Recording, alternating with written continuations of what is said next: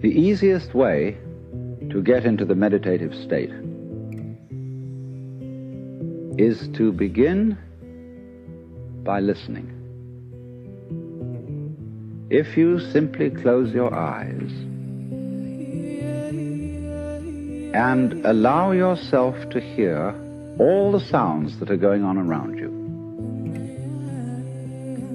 just listen to the general hum and buzz of the world as if you were listening to music. Don't try to identify the sounds you're hearing. Don't put names on them. Simply allow them to play with your eardrums. And let them go. In other words, you could put it, let your ears hear whatever they want to hear. Don't judge the sounds. There are no, as it were, proper sounds or improper sounds, and it doesn't matter if somebody coughs or sneezes or drops something. It's all just sound. And if I am talking to you right now and you're doing this, I want you to listen to the sound of my voice just as if it were noise. Don't try to make any sense out of what I'm saying, because your brain will take care of that automatically. You don't have to try to understand anything. Just listen to the sound. As you pursue that experiment, you will very naturally find that you can't help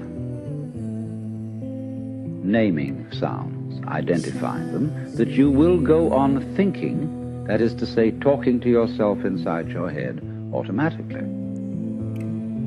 But it's important that you don't try to repress those thoughts by forcing them out of your mind, because that will have precisely the same effect as if you were trying to smooth rough water with a flat iron. You're just going to disturb it all the more. What you do is this. As you hear sounds coming up in your head, thoughts, you simply listen to them as part of the general noise going on, just as you would be listening to the sound of my voice, or just as you would be listening to cars going by or to birds chattering outside the window. So look at your own thoughts as just noises. And soon you will find that the so-called outside world and the so-called inside world come together. They are a happening. Your thoughts are a happening, just like the sounds going on outside.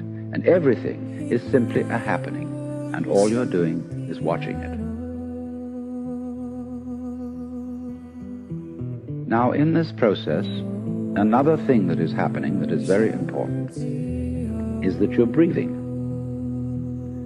And as you start meditation, you allow your breath to run just as it wills.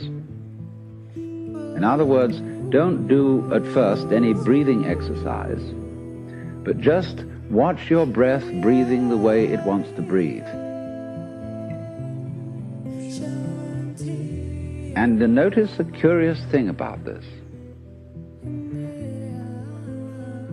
You say in the ordinary way, I breathe, because you feel that breathing is something that you are doing voluntarily, just in the same way as you might be walking or talking. But you will also notice that when you are not thinking about breathing, your breathing goes on just the same. So the curious thing about breath is that it can be looked at both as a voluntary and an involuntary action. You can feel on the one hand, I am doing it, and on the other hand, it is happening to me. And that is why breathing is a most important part of meditation, because it is going to show you, as you become aware of your breath, that the hard and fast division that we make between what we do on the one hand and what happens to us on the other is arbitrary. So that as you watch your breathing, you will become aware that both the voluntary and the involuntary aspects of your experience are all one happening. Now that may at first seem a little scary, because you may think, well, am I just the puppet of a happening, the mere passive witness of something that's going on completely beyond my control? Or on the other hand, am I really doing everything that's going along? Well, if I were, I should be God. And that would be very embarrassing, because I would be in charge of everything. That would be a terribly responsible position. The truth of the matter, as you will see it, is that both things are true. You can see it that everything is happening to you, and on the other hand, you're doing everything. For example, it's your eyes that are turning the sun into light. It's the nerve ends in your skin that are turning electric vibrations in the air into heat and temperature. It's your eardrums that are turning vibrations in the air into sound, and in that way you are creating the world. But when we're not talking about it, when we're not philosophizing about it, then there is just this happening, and we won't give it a name. Now then, when you breathe for a while, just letting it happen, and not forcing it in any way, you will discover a curious thing, that without making any effort, you can breathe more and more deeply.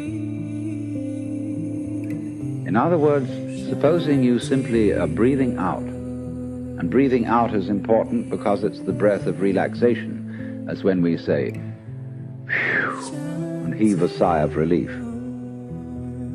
So when you are breathing out, you get the sensation that your breath is falling out. Dropping, dropping, dropping out, with the same sort of feeling you have as if you were settling down into an extremely comfortable bed. And you just get as heavy as possible and let yourself go. And you let your breath go out in just that way. And when it's thoroughly, comfortably out and it feels like coming back again, you don't pull it back in, you let it fall back in, letting your lungs expand, expand, expand, until they feel very comfortably full. And you wait a moment and let it stay there, and then once again, you let it fall out. And so in this way, you will discover that your breath gets quite naturally easier and easier, and slower and more powerful. So that with these various aids, listening to sound, listening to your own interior feelings and thoughts, just as if they were something going on, not something you're doing, but just happenings, and watching your breath as a happening that is neither voluntary nor involuntary, you are simply aware of these basic sensations, then you begin to be in the state of meditation. But don't hurry anything. Don't worry about the future. Don't worry about what progress you're making. Just be entirely content to be aware of what is.